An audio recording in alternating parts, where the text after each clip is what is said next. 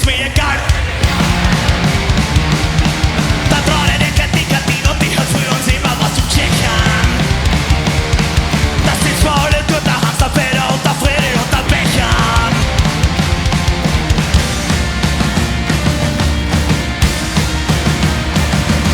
Ein Fußballplatz ohne Bier ist wie ein Häsel ohne Tier. Ist wie ein Schwimmbad ohne Wasser, ist wie eine Nonne ohne Kloster. Ist wie ein Flugzeug ohne Flügel, ist wie ein Maulwurf ohne Hügel. Ja, ein Fußballplatz ohne Bier. Ha!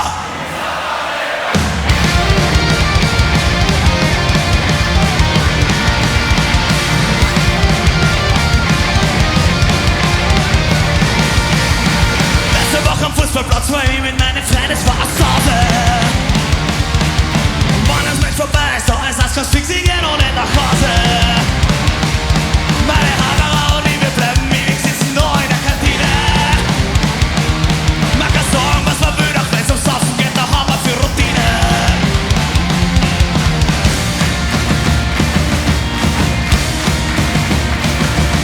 Ein Fußballplatz ohne Bier ist wie ein Häsel ohne Tier. Ist wie ein Schwimmbad ohne Wasser, ist wie eine Nonne ohne Kloster. Ist wie ein Flugzeug ohne Flügel, ist wie ein Maulwurf ohne Hügel. Ja, ein Fußballplatz ohne Bier.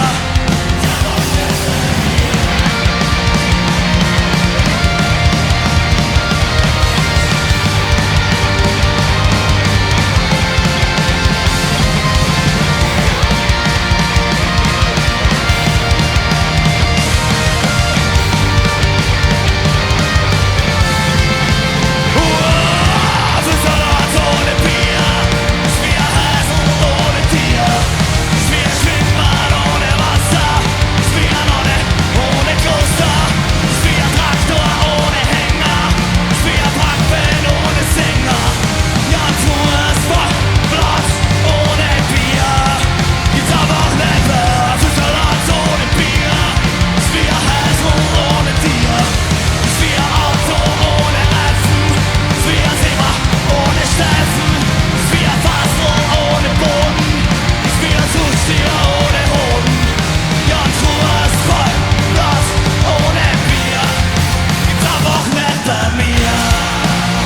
Wohohoho, wohohoho, wohohoho, wohohoho, wohohoho, wohohoho,